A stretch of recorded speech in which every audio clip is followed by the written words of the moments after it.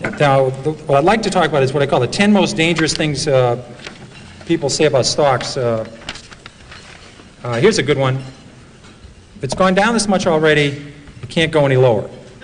I remember when Polaroid went from 140 to about 107, and people said, if you ever get Polaroid under 100, you've got to buy it. You just back up the truck, buy the stock.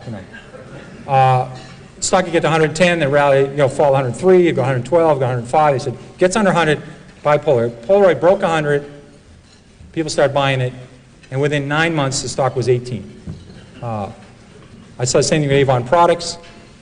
So just saying, it's gone down this far, how much lower? I mean, it's crazy, but, it can keep going. In fact, I tried this out. Kaiser Industries, I was a new analyst at Fidelity, and we were about to buy the biggest block ever at Kaiser Industries. The stock had gone from 29 to 17. We're about to buy the largest block ever in the history of the American Stock Exchange. We bought, 10 or 15 million shares. At 15 3/4, I said, my God, the stock's gone from 29 to 17. How much lower can it go? So we bought this enormous block at 15 3/4. So I called my mother and I said, Mom, I guess stock at Kaiser Industries, it's 10. So about 3 months later, I said, you ought to buy this. It's gone from 29 to 10. How much lower can it go? Well, it went to 9, it went to 8, it went to 7, it went to 6, it went to 5, it went to 4. Now, fortunately for me, this happened very rapidly, or I'd be working at the Stop and Shop bagging behind the lines instead of Fidelity. So fortunately, this was compressed in only about 6 months. So I had to go to the fund manager and say, I was a little bit early on this at 15 3/4, we call this premature in the business. Had a correction, which is a euphemism for losing a lot of money rapidly. So I said, let's check this again. The stock's 4. They own 45% of Kaiser Aluminum. They own 59% of Kaiser Steel. They own 38% of Kaiser Cement. They own all of Kaiser Electronics, all of Kaiser Broadcasting, which had 7 TV sets. They own Jeep. They had Kaiser Fiberglass. I said about Kaiser Sand and Gravel. They had a bunch of other Kaisers, and they had no debt. Now, in this room, because I know Freeman Billings is very interested in financial stocks, no one's ever gone bankrupt without any debt. Now, that would take a real, I think you have to give some kind of distinguished service award to somebody who did that. But they had no debt, and I said, it's not going to go to 0. I was wrong when I said it can't go below 15. So we hung on, and within 3 years, they gave out the shares in Kaiser Steel, gave out the shares in Kaiser Cement, gave out the shares in Kaiser Steel and Aluminum, and they sold off all the businesses. You got about $55 a share. But if you didn't know the story, and the stock went from 15 to 11, and you're just saying how much lower can it go, when it went to 9, went to 8, you would have gone. So you can't just say it can't go any lower, because I saw Taco Bell go from 14 to 1 in 1974, and they had no debt and making 60 cents a share. There's a corollary to that that's even more dangerous. If it's gone this high already, how can it possibly go lower? Higher, sorry. That Philip Morris, adjusted for splits, sold for 12 cents in 1951. And then it goes to 60 cents in 1961. So it goes up 5-fold, and you say to yourself, how much, this it never sold for that, but just for splits, you say, how much higher can this go? It's gone up 5-fold. They missed the power of Marlboro. They missed there's 220 countries in the world. They missed the cash flow of the company. They missed everything. This stock was a 100-bagger after going up 5-fold. But people sold it just saying, how much higher can it go? Can't go any higher. They did the same at Home Depot. They did the same with Toys R Us. I did the same thing at Toys R Us. Just saying it can't go any higher, it's gone this much already, that's very dangerous, and don't use that one. And it's a very bad thing to do. Eventually, they always come back. Here's another one that sucks. That's a technical stock market term we just use only in the stock market. The RCA just about got back to its 1929 price, was backed out by GE. Manville never came back. International Harvester, even with its name changed and adjusted for splits, hasn't got all the way back yet. Western Union, double knits, remember those wonderful things? Floppy disks. They don't have to come back. But they say eventually they always come back. Not true. Here's a great one. It's $3. How much can I lose? This is a great one.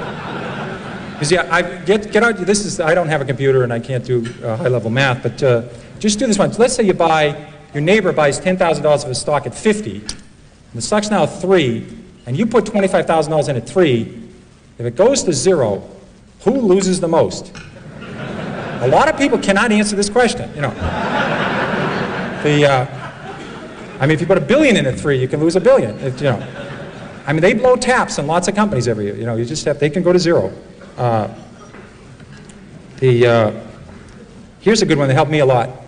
It's always darkest before the dawn. This business is terrible. It's awful. You ought to buy the group. This is not a good way of making money.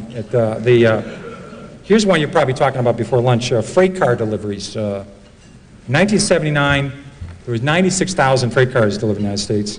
2 years later, it fell to 45,000, the lowest in 23 years. So it goes from 96,000 to 45,000. People say business is awful, it's horrible, pathetic. Then it falls to 25,000. They say, just load up. There's about 15 opportunities to lose money here. There's about 15 suppliers of freight cars, 15 manufacturers. Business was awful. Well, last year we shipped 7,000 freight cars in the United States. The business just continued to be miserable. And I'll give you one there's even greater opportunity to lose money on. The energy services industry. This, we all had a great opportunity to get our heads handed to us.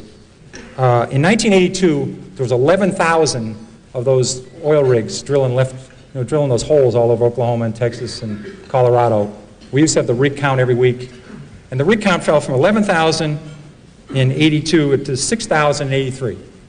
Then fell a little bit lower in 84. And there's hundreds and hundreds of companies here. Companies that made the muds and did the downhole stuff, the fracturing companies, the well companies, all the measurement companies, the Schlumbergers, the bid companies. Lots of opportunities to lose money here. There's an equal opportunity here for serious losses. And the people said, listen, the business is terrible, let's buy these groups. Well, the rig count was only 1,000 3 years ago. So it went from 11,000 to 6,000 to 5,000, then 8 years later it was under 1,000. The industry really started to turn about 2 years ago. So just saying the business can't get worse. I was lucky enough, in addition to having the metals industry when we started Fidelity, I had the textile industry, which is a great group to follow. Because you follow companies like J.P. Stevens, was founded in the 18th century, and West Point Pepperell was founded in the 18th century. Burlington Industries was one of the new companies that was founded in 1904. These people have been through recessions, depressions, world wars. They've seen it all. There's a great expression in the textile industry. It's always darkest before pitch black. Now that's a good one to remember, because when business is terrible, it can get considerably terrible. It can get terrible to the power of 6. And I love those numbers on freight car deliveries. You ever watch, I love the show Jeopardy. You ever watch Jeopardy and people come out, they will know those numbers. Remember, they'll know the numbers. And they'll know, you know, what country Box took his first vacation in, and they'll know Phil Rizzuto's batting average and what his wife's first name was, and they'll know the stock symbols of Xerox before it was Haloid, or, you know, they know everything. And you watch the show and you feel like an absolute idiot watching the show because they answer all these questions. But they're really smart. I've owned this stock before, King World. Right after it, they show Wheel of Fortune. And what happens is they'll have this word up there, and it'll be TH, and there's a T, and it's, I buy a vowel here, I buy a U, you know, buy an I, and you know, Vanna spins the wheel, and they buy the A, and, you know, you're redeemed by watching the Wheel of Fortune after feeling like an absolute jerk on the Jeopardy game, and it's really smart. When I rebound to 10, I'll sell. Here's a great rule. Somebody buys a stock at 10, and it falls to 6. They say, if it gets back to 10, I'll sell. Now, I think the math, 4 and 6, I can handle this level math. I think that's about a 66% return. You ought to buy it. If you think it's going back to 10, you ought to buy the hell out of the damn thing. But they think if it gets back to 10, I'll sell. Now, what you ought to do is never put down a round number, because I think for the next 26 years, this stock will go between 5 and 9 1/4. It'll never get to 10. So maybe put 9 1/8 or 8 3/4. But just saying the stock, if it gets back what I paid for it, this is a very important rule. This is one of the key rules. The stock doesn't know you own it. Remember that. You could be a miserable person. You could have, you know, never helped anybody, never done anything right, had 67 spouses, never done anything right. If you own Coca-Cola the last 50 years, it's gone up 300-fold. You could be the greatest human in the world, help Special Olympics, help the mentally challenged, help poor people, help AIDS people. If you own Bethlehem Steel, it's lower than it was 30 years ago. It's not your fault. Don't take this personal, you know.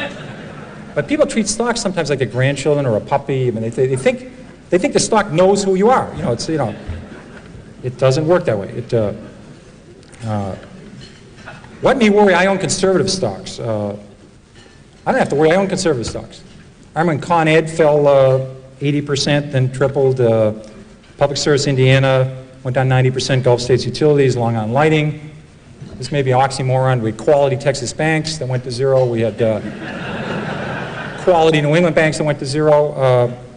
These were companies that have been around for 150 years, 120 years. Saying I own conservative stocks, I don't have to worry. And I've seen a lot of people that inherit a stock from somebody.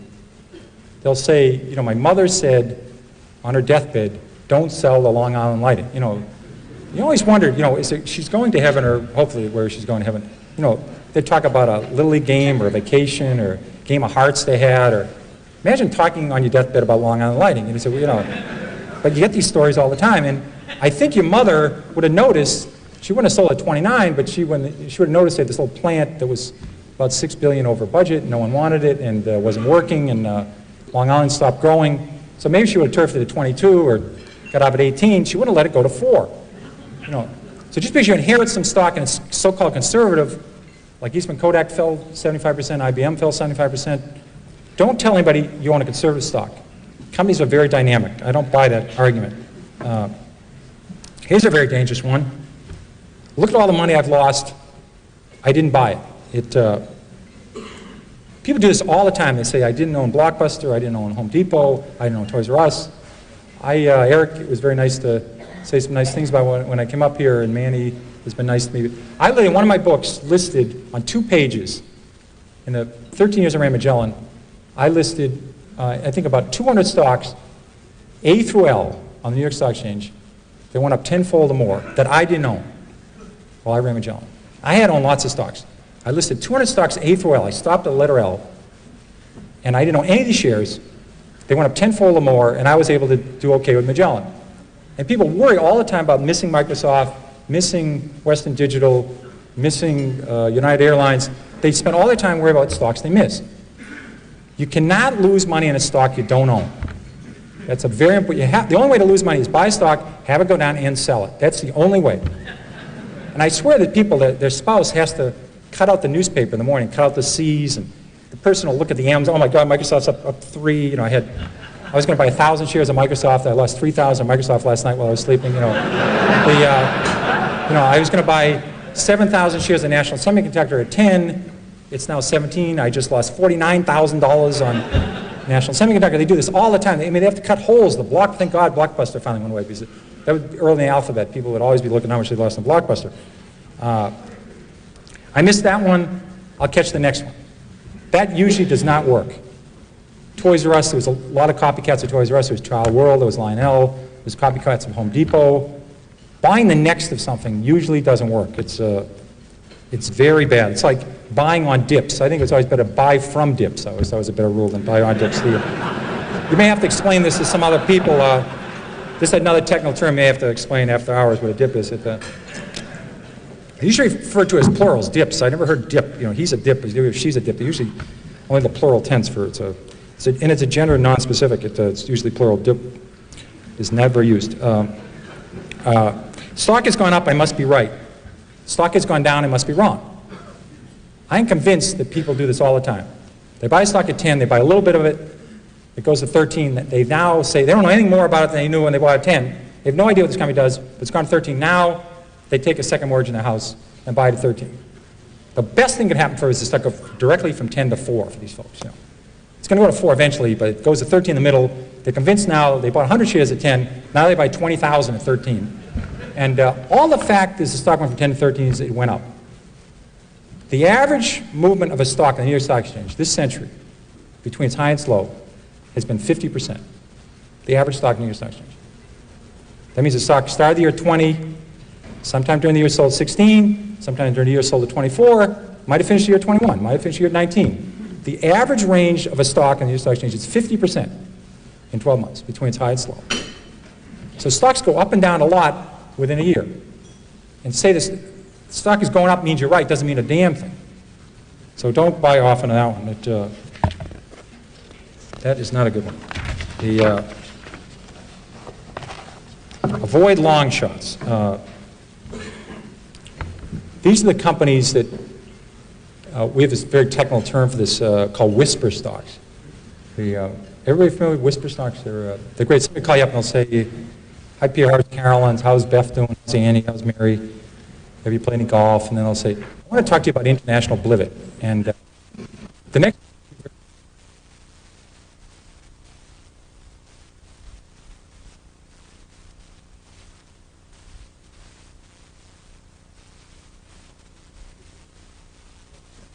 get one of those, they'll get a shorter term in those places where they have Nordic tracks and they put them away and they don't have to make big rocks into small rocks. They just watch movies and they have Nordic tracks, but they will not get these people if they whisper into the phone. And these are always these long shots. You know, these are the stocks that are going to grow hair and make your kid have better spelling and your breath's going to improve and you won't have to iron your pants. I mean, it's one of those stocks and they always do everything for you. But they're missing, they don't have any sales yet. You know, that's the missing element to the story. The story is sensational. There's no profits here, no sales yet, but my God, if this works, it's going to be the next Xerox, you know, and it's going to help Murr and space and everything. You know, it's a very, very good deal. Now, this is not a long shot. This is a no shot. You have to separate these out. I've tried 30 of these. I have never broken even on a long shot. Never. I've made 25, 30 times my money on some stocks. I never thought about Sallie Mae or MBIA or Fannie Mae or some of the banks or Stop and Shop. I'd make 20 times the money, 30 times the money. I had no idea. I thought the stocks were going north. I had no idea. You look back 10 years later, you say, my God, I made a lot of money in this thing. The ones I went into thinking I could make 4 times my money, I've never broken even. So don't do the long shot, guys. They don't work. They simply don't work. And again, if a stock's 3 and it has huge potential, write down the story, take the stock symbol. If it's going to 300, it's okay to buy it at 15. Check in later. Check a year later. See if it's still listed. See if it still get a quote on it. See if they still have any earnings yet. But if it's going, write the story down. Some of these work. I haven't heard yet, but maybe they will work. But it's worth tuning in 6 months later.